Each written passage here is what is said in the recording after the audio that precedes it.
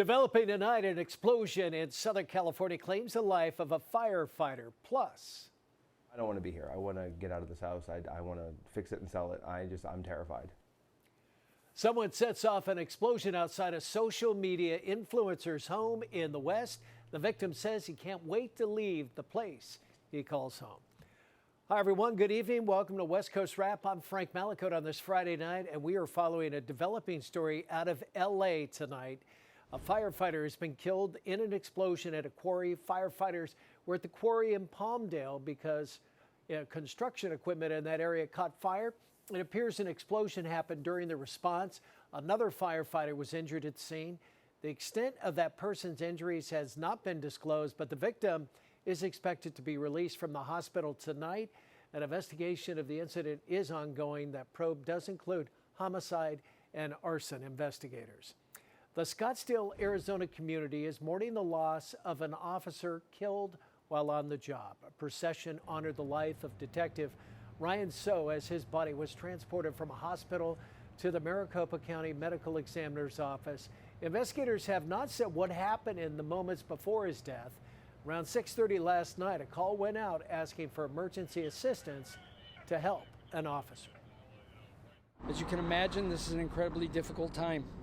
We ask for privacy for Ryan's family and for the police department. Please keep Ryan's family and the men and women of the Scottsdale Police Department in your thoughts and prayers. The Mesa Police Department is conducting the investigation into what happened as part of the East Valley Critical Response Team. Classes are being held remotely on the Cal State LA campus for a second straight day. The school moved to a remote learning area after pro-Palestinian protesters temporarily occupied and vandalized a building on campus Wednesday. The protesters cleared out when police arrived. No arrests were made there. Some demonstrators, though, are still on campus, where an encampment has been set up for more than a month. The school's president says they must leave. She has not said when she expects in-person learning to resume on campus.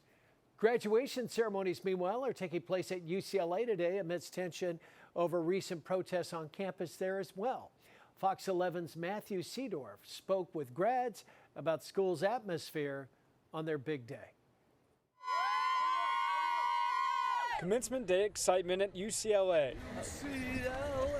Graduates wearing caps and gowns, some with keffiyehs, others Israeli flags. We're going to stay strong. We're going to show everybody that we're still here. We're not going to hide. People who have nothing to do with Palestine are like representing the colors, the flag, which is great. Pro-Palestinian protests recently dominating UCLA's campus. This week, a security guard hit, bleeding from his forehead. A woman grabbed by university police, 27 people arrested just Monday, more than 200 the last several weeks. Is that going to change how you look back on your time at UCLA? The school has failed us in so many ways. It's upsetting. A few of my friends were arrested. It'll definitely give me something to look back on. We don't want demonstrations to prevent the celebration of our graduates here today. Speakers at commencement mentioning the tensions on campus. There has been anti-Palestinian, anti-Semitic. Keynote speaker and actor Sean Astin. This UC system and the UCLA administration has been too far out of touch with our students. So far, no major disruptions or protests during UCLA graduation ceremonies. I was like, for sure they're going to disrupt because they find every situation they can to disrupt, unfortunately. So I was so sure that it was, and I'm so happy that it didn't happen. I would like to see some kind of protest at graduation because there's no neutral in the face of a genocide. University police on patrol just in case. Reporting at UCLA, Matthew Seedorf, Fox 11 News. A serial killer who's already been sentenced to death in California has been linked to the murder of a woman in Utah. Salt Lake County's district attorney announced an aggravated murder charge against Chester Turner today. Prosecutors believe he killed Itisha Camp at Salt Lake City back in 1998. She was strangled with a scarf. Investigators say DNA discovered on her scarf and pants matched Turner's, and that he was in Utah at the time of her killing. Turner has already been sentenced to death for the killings of 14 women in California.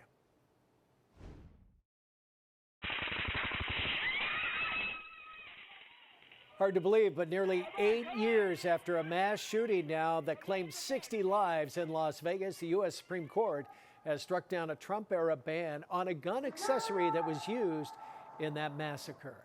A tragic shooting, country music festival rather, was a catalyst for banning bump stocks. Fox's Rich Edson breaks down why the Supreme Court thinks the Trump administration overstepped when it made that rapid-fire accessory illegal. In the deadliest mass shooting in American history, a lone gunman opened fire on a Las Vegas music festival in 2017, killing 60 people and injuring more than 400. The shooter fired more than 1,000 rounds thanks to devices like these, bump stocks. They substantially increase the firing rate of a semi-automatic weapon. And in Washington today, the Supreme Court, in a 6-3 ruling, said the administration cannot ban them. This is a huge victory for the NRA and other gun rights groups. The ATF under President Trump banned bump stocks following the Las Vegas shooting, effectively classifying them as machine guns. A Texas gun store owner sued, saying the agency overstepped its authority. Writing for the majority, Justice Clarence Thomas said, quote, "A bump stock is not a machine gun because it does not fire more than one shot by a single function of the trigger, which is how Congress has defined a machine gun since 1934. This limits the ability of the ATF to adopt broader definitions to accomplish limitations that Congress has not approved. In her dissent, Justice Sonia Sotomayor said the majority's artificially narrow definition hamstrings the government's efforts to keep machine guns from gunmen like the Las Vegas shooter.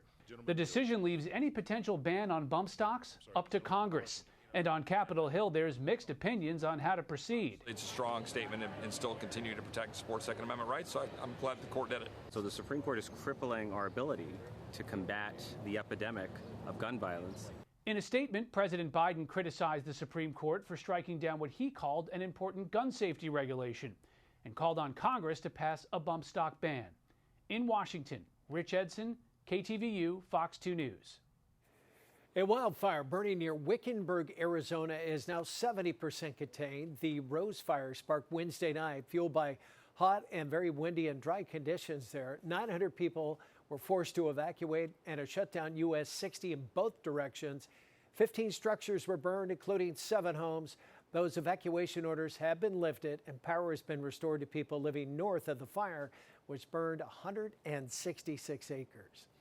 A resident of Mesa, Arizona says he has no idea who threw an explosive at his home Thursday night, causing extensive damage. As Fox 10's Lauren Clark reports, the blast was captured on the man's doorbell camera. Mesa police confirmed that they are investigating this incident and are trying to figure out what the motive is. I saw a big white light and a bunch of smoke, and I got hit with a bunch of stuff, and you just don't know what to expect. The terrifying moment is ingrained in Nick Scher's mind. I thought it was a gunshot because of the sound, and because of feeling stuff hit me, I thought I had been shot. His Mesa home hit with some kind of explosion, shattering glass and tearing through his roof. He estimates thousands of dollars worth of damage. We didn't know what type of explosive it was. They're thinking it was just a high-powered firework. Because of the way it exploded, it was thrown and it landed here, but the reason this isn't damaged is because it went up. It happened around 9:30 Thursday night in his country club in Guadalupe neighborhood. Nick was inside when he got an alert on his Ring camera. As he walked to the door, video captured what happened next. Some kind of device soared into his front porch, combusting in milliseconds, covering everything in a thick cloud of debris. The person responsible seemingly running away. Nick doesn't know who did this or why. The cops try to figure out, is it personal? Is it because of, different things that could be on the house? Is it just random, Nick isn't sure if his work as a social media influencer is related, but he is fearful to stay in his own home. I don't want to be here. I want to get out of this house. I want to fix it and sell it. I'm terrified. As he's trying to figure out what's next, he has this message to the person responsible. I hope they're found. I hope justice is served. I don't wish any retaliation on them. I don't want it. It's not necessary, but they need to monetarily and time-wise pay for what they did. Reporting here in Mesa, Lauren Clark, Fox 10 News. Some scary moments for amusement park visitors in Oregon today. Oh my God, you guys, it's like legit stuck. It's stuck. Coming up, what happened as crowds watch riders of one attraction hang stuck upside down. And in weather, here's our live camera looking out towards San Francisco for your Friday evening, completely in the clear. And we'll have the weekend forecast for the West Coast coming up. Thank you, Mark. And a Washington barista wasting no time fighting back with an unruly customer tonight. She's speaking out about the tense moments caught on camera. Coming your way. It's okay for him to be outraged about the price of his drinks enough to assault me, and he is over 1.5 feet taller than me. But it's not appropriate for me to respond. In Portland, Oregon, crews rescued 28 people who were trapped upside down on a ride at the Oaks Amusement Park in the southeast portion of that city. It happened before 3 this afternoon. Ride was manually lowered, and about 20 minutes later, all riders were evacuated safely. One rider with a pre-existing medical condition had to be taken to the hospital for evaluation. All other riders were medically cleared. The ride will be closed until further notice. And a barista in Seattle, Washington used a hammer to bash in a customer's windshield after she says she was threatened. Reporter Alejandra Guzman has more on the incident and the investigation now underway. There's a lot that's happened within just the last few moments. I mean, take a look. Seattle police are here speaking with the bikini barista. This is after we're told the man in that video returned to the area. Businesses refuse service, but in the meantime, it's unclear whether he's trespassing. After posting this viral video, though, some have gone as far as blaming the barista and asking what she did to deserve the customer throwing the drinks at her. She says she did it to hold him accountable for his actions, as this is not the first time he's been disrespectful. Off the bustling street is this compact and tiny coffee stand. Standing confidently behind the counter is Emma, a bikini barista who can start prepping her regular customers' coffee order before they even pull up. It's more than just a taste of heaven. Her hard work has paid off as she went from being an employee to owner. When it went for sale, I was like, I need it. What she didn't need was this. A mix of shock and fury. Emma's moves are swift. The customer's windshield shatters. The aftermath of what Emma says was a 15-minute heated exchange with a regular customer over the price of a coffee and water. You don't get to name your own price. But it's what the customer said she took personally. It was a threat. It's okay for him to be outraged about the price of his drinks enough to assault me, and he is over 1.5 feet taller than me. But it's not appropriate for me to respond. Police were called the day of the incident. The barista filed charges for a misdemeanor assault. The one thing that remains clear is that the man is not allowed to return to the area. We know that the man himself could actually take the barista to a small claims court to get his windshield replaced. That's the very latest. Alejandra Guzman, Fox 13 News.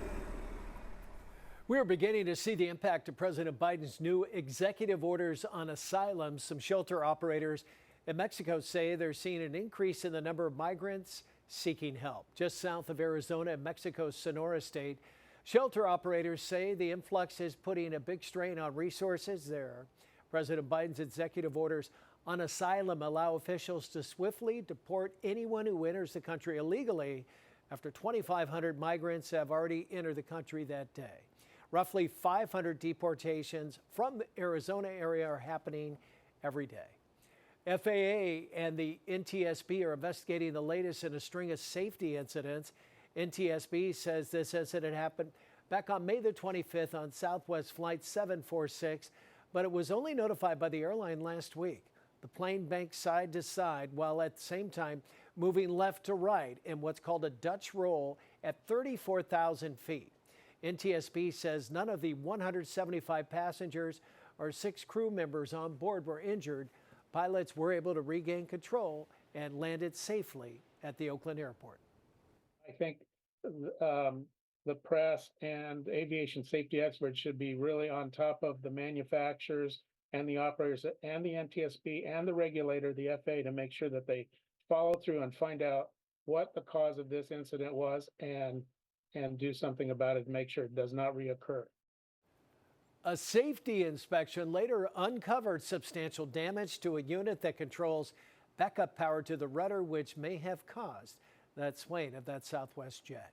NTSB added the NTSB's vehicle recorder laboratory in Washington has received data downloaded from the airplane's digital flight data recorder. Data from the recorder will aid investigators in determining the length and the severity of the event.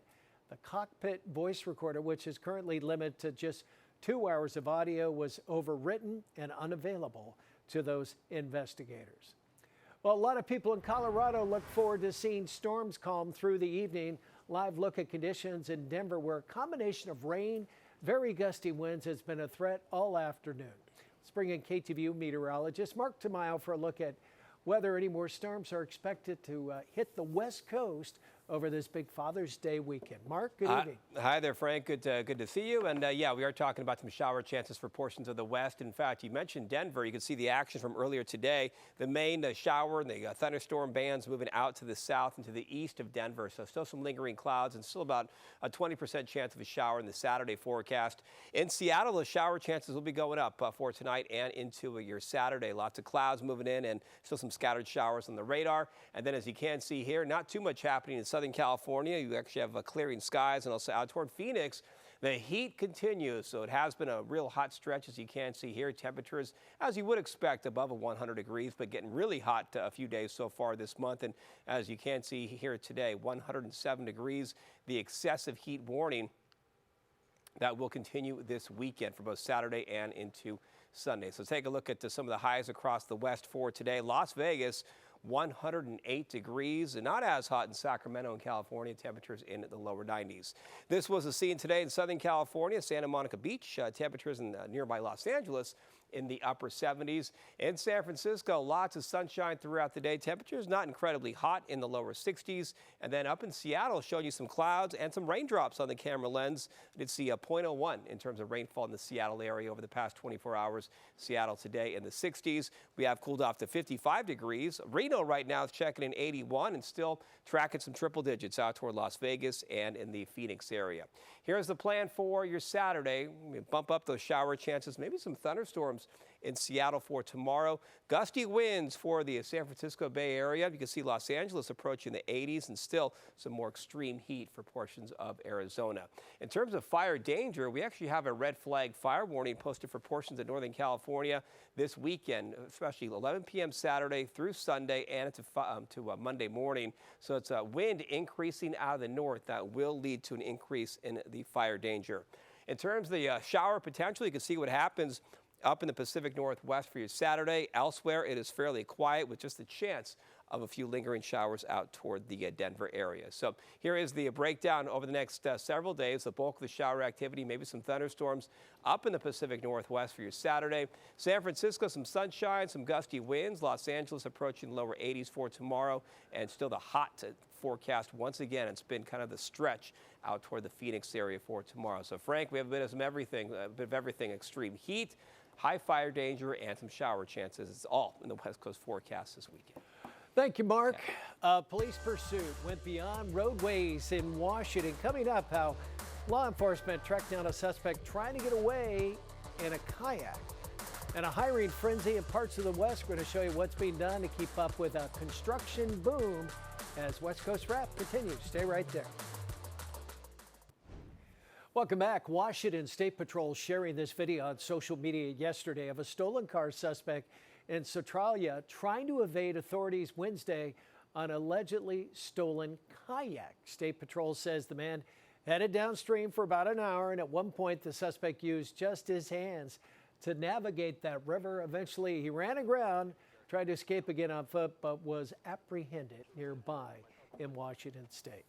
An already over-capacity animal shelter in Las Vegas took in some 39 dogs overnight following a puppy mill bust. Staff at the Animal Foundation believe this was an illegal breeding operation. Many of the dogs are pregnant, by the way. Team got the call around 11 last night and stayed at the shelter until 3 or 4, settling in the new rescues. The Animal Foundation took in 80 animals in early April from a hoarding situation, and 4 puppies last week who were dumped on a sidewalk. They are crowded Animal advocates say this is a continued crisis. We're still post-COVID feeling like severe extreme effects. But one of them is that animals, there are just too many, way too many animals. There are not enough homes for all the animals that are being bred right now. The Animal Foundation say most of their intakes are lost pets and that it's more helpful for Good Samaritans to try to find the owners themselves. 2 top telehealth executives have been arrested in connection with a massive $100 million Adderall scam. Founder of Dun Global was arrested yesterday in Los Angeles. Company's president was arrested in San Rafael, California.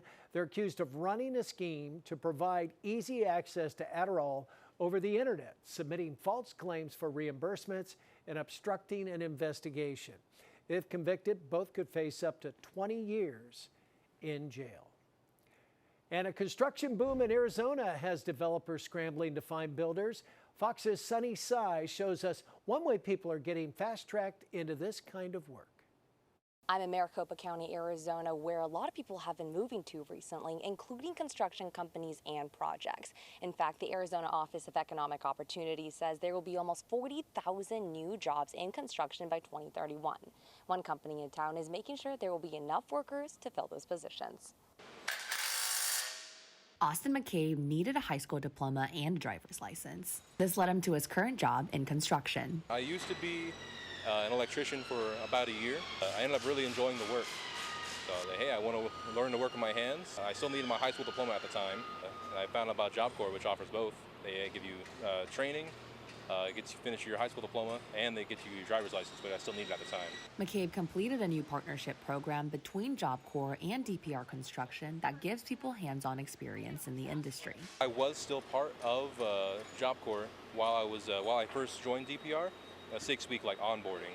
Afterwards, DPR, they liked what I was doing when I worked there, so they hired me on full-time. Maricopa County, where Phoenix is, was the 4th largest growing county in the nation last year. It's not just a population growth, but also a construction boom. We have been the recipient of a lot of new companies coming into town that are focused on building a new industry here.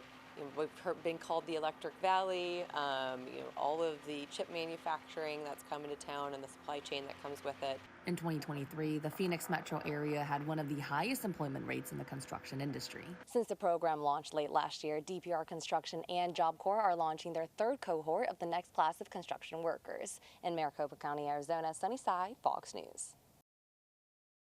And finally tonight, it is Flag Day across the USA. Check out this beautiful display. Southern California, Orange County Supervisor Katrina Foley had the exhibit of 249 American flags installed at Baby Beach in Dana Point.